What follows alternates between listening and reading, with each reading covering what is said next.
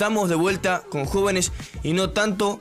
Bueno, vamos a hacer la entrevista. Tenemos al aire con nosotros al caricaturista político y comunicador venezolano. Su nombre es Fernando Pinilla. Él está actualmente en Caracas y está cubriendo todo lo que está pasando en Venezuela. Buenos días, Fernando. ¿Cómo se encuentra? Buenos días, ¿cómo están ustedes? Un placer poder conversar un poco sobre el tema venezolano. El placer es todo nuestro de tenerte acá, por supuesto. Qué mejor que alguien que está viviendo la situación para hablarnos del tema. Y creo que es pertinente arrancar con cómo se está viviendo esta situación en Venezuela. ¿Qué está ocurriendo en estos días? ¿Qué estás sintiendo? ¿Nos podés introducir un poquito el tema? Sí, bueno, fíjate, lo que fue el lunes y martes fueron días de mucha tensión, fueron días de muchas protestas en las calles, no solamente de Caracas, sino de otras partes de Venezuela. Lo que ustedes llaman provincias, estados, hubo muchos focos de protestas, de reclamos callejeros espontáneos. No fue nunca convocado o llamado por ninguna fracción política o por algún líder político, sino que la gente salió en rechazo a un resultado que evidentemente no era el que todo el mundo sabía que estaba, porque además creo que se manejó públicamente, y lo he repetido en todas las entrevistas, redes sociales, medios de comunicación. Creo que todo el mundo tuvo acceso a lo que sucedió el día domingo, y bueno, eso evidentemente desencadenó que la gente saliera cansada y se sintiera de una u otra forma estafada por el Consejo Nacional Electoral y, bueno, evidentemente por el gobierno. Los días siguientes, lo que ha sido miércoles, jueves, viernes, fueron días un poco más tranquilos. Eso no quiere decir que no haya habido focos de tensión, y cuando digo tranquilo hablo del tema de las protestas, porque a nivel de detenciones fue lo que comenzó los días posteriores a lunes y martes. Comenzaron detenciones de todas las personas que habían manifestado, que habían estado en las protestas de una u otra forma, que habían estado haciendo alguna manera de poder expresar ese encanto que tenían. Y bueno, comenzaron estas detenciones, y para el día de hoy, bueno, el día de ayer estuvo medianamente tranquilo, y hoy se espera que, bueno, que se hagan concentraciones pacíficas como la que pidió María Corina Machado hoy a las 10 de la mañana en la avenida principal de Las Mercedes en Caracas, donde van a estar concentrándose, o vamos a estar concentrándonos todas las personas, claro, sí, con banderas, para sencillamente demostrar de manera pacífica que, bueno, que no estamos contentos ni secundamos evidentemente los boletines que han lanzado o que publicó el Consejo Nacional Electoral, que es el ente encargado de contar los votos en Venezuela. Claro, mira, a nosotros nos pasa una cosa. Vos entrás a ver los canales de televisión más importantes del país y del planeta, y los títulos aparecen: los venezolanos se rebelan en contra de la dictadura de Maduro. Los venezolanos se pronunciaron en contra del dictador Maduro. Y mucha gente no entiende y pregunta y dice: si en Venezuela hay elecciones, ¿por qué se lo considera a Maduro como un dictador? ¿Por qué ustedes están viviendo en dictadura? ¿Le puedes contar a la gente, por favor, Fernando? Sencillo, te voy a hacer una respuesta muy rápida. Cuba tiene elecciones y no es una democracia. Corea del Norte tiene elecciones y no es una democracia. Tener elecciones no te dice que tengas una democracia.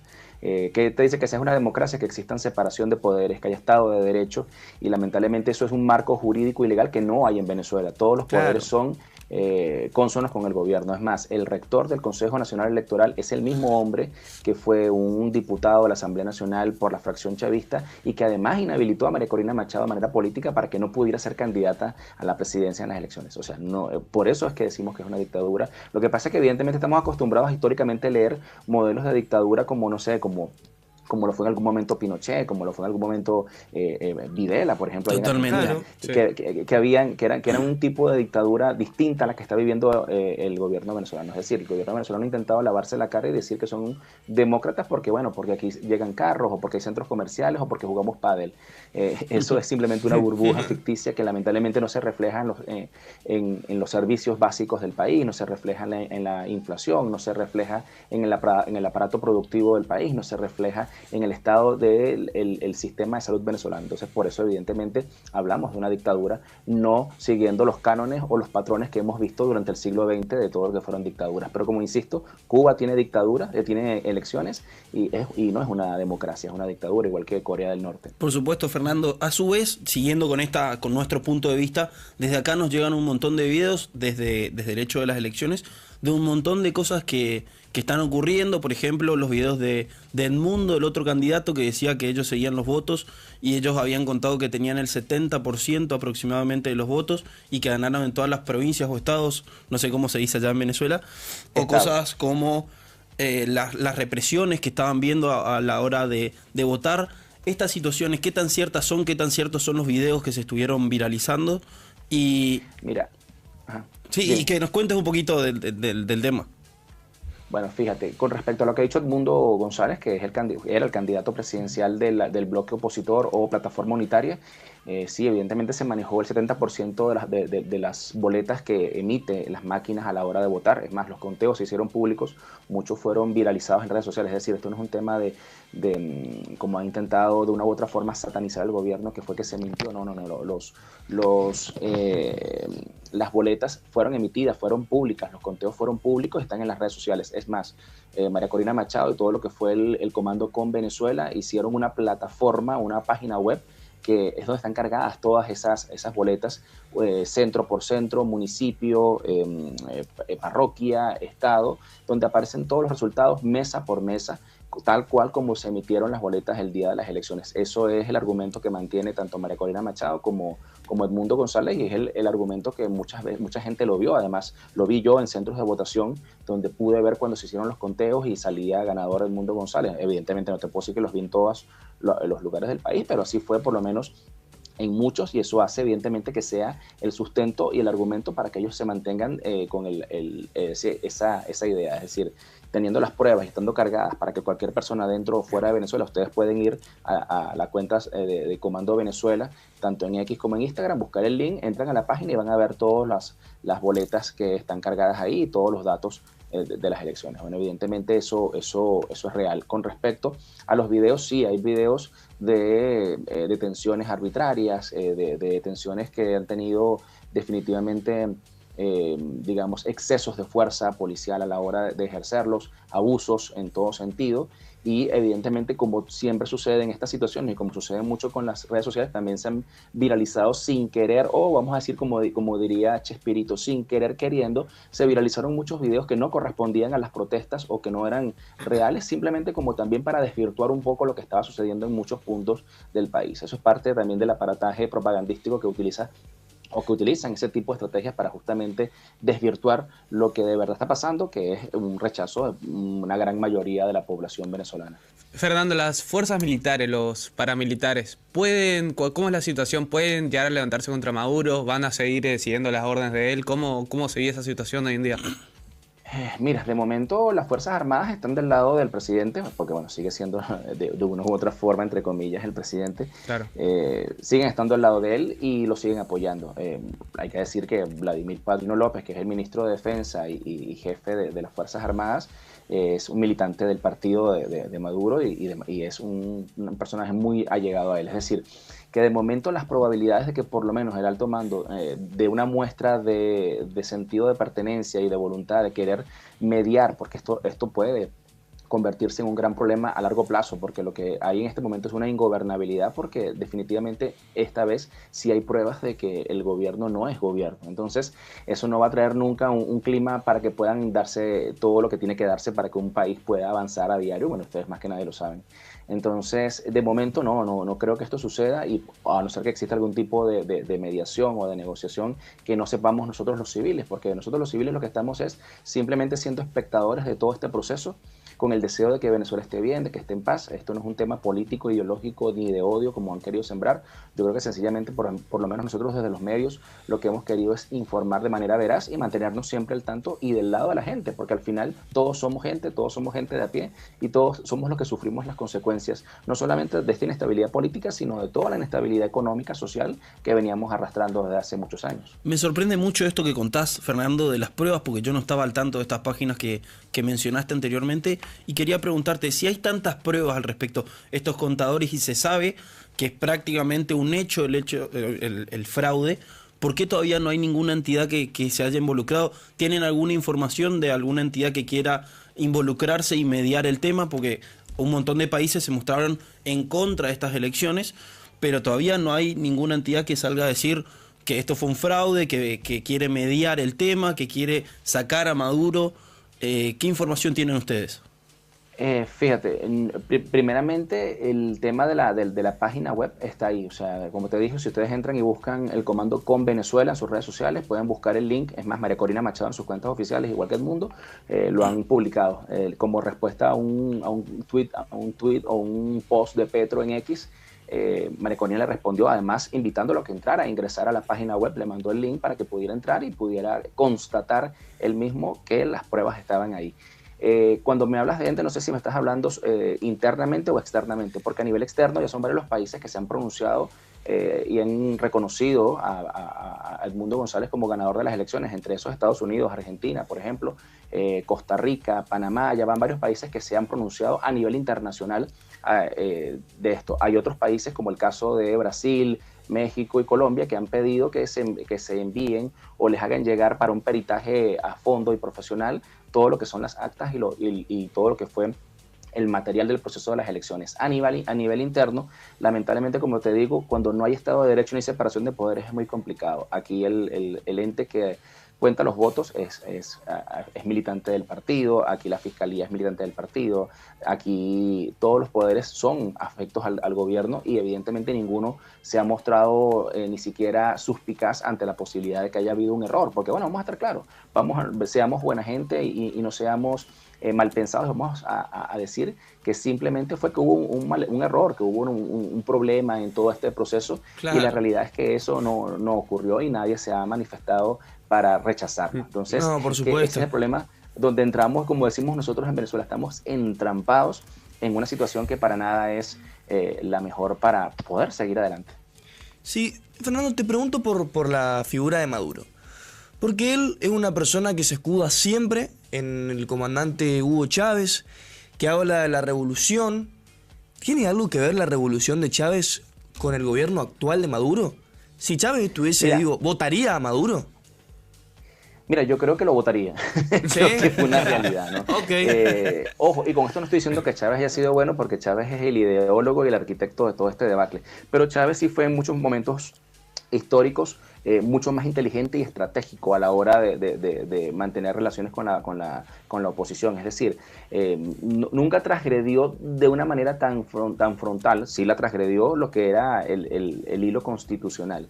Lo que han hecho estos individuos, evidentemente, es mucho más delicado, mucho más grave, y eso ha hecho que, evidentemente, ellos tengan que buscar esa imagen, ese recuerdo del presidente Chávez, el finado presidente Chávez, para poder sustentar que la gente votara. Es más, ellos eligen, fíjate cómo es la cosa, o sea, ni siquiera la fecha de la elección la elige el órgano electoral, sino que Maduro eligió el cumpleaños de Chávez para que fuera el día de las elecciones, el 28 de julio, justamente para poder tratar de que eso inspirara a las masas para votar, porque durante la campaña se evidenció, y vuelvo y te digo, esto no es una cuestión de mentir o no, creo que en las redes sociales se vieron los videos, en los medios de comunicación, que no hubo una respuesta de la gente a sus convocatorias.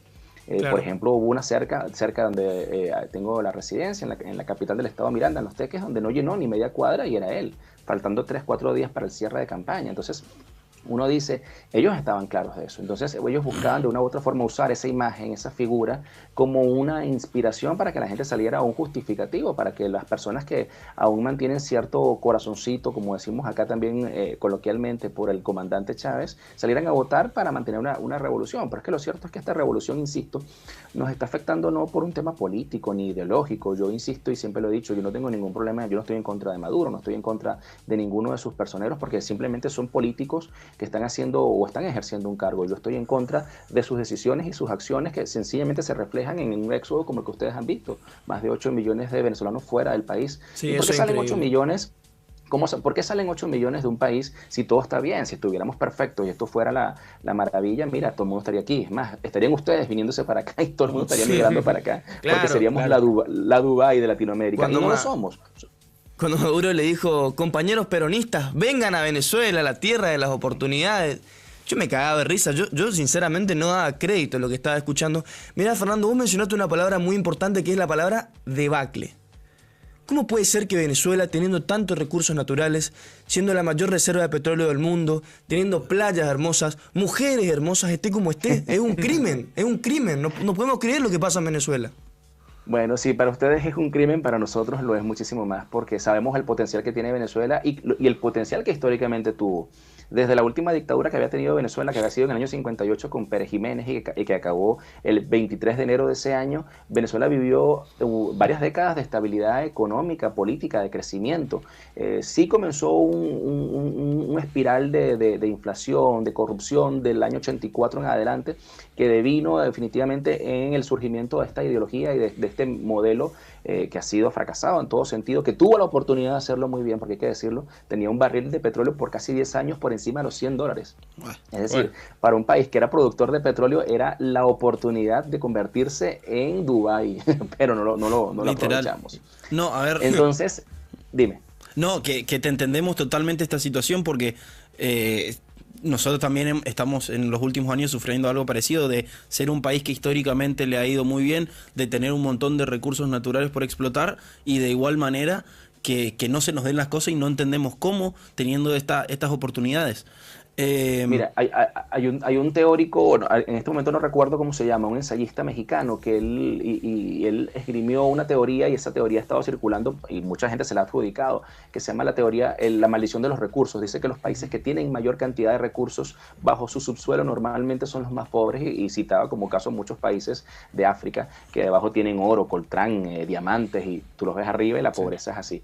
Yo creo que sí, pero también entran a jugar mucho también un tema social. Creo que la educación también entra a jugar y lamentablemente de una u otra forma creo que nosotros los latinos somos propensos a conformarnos.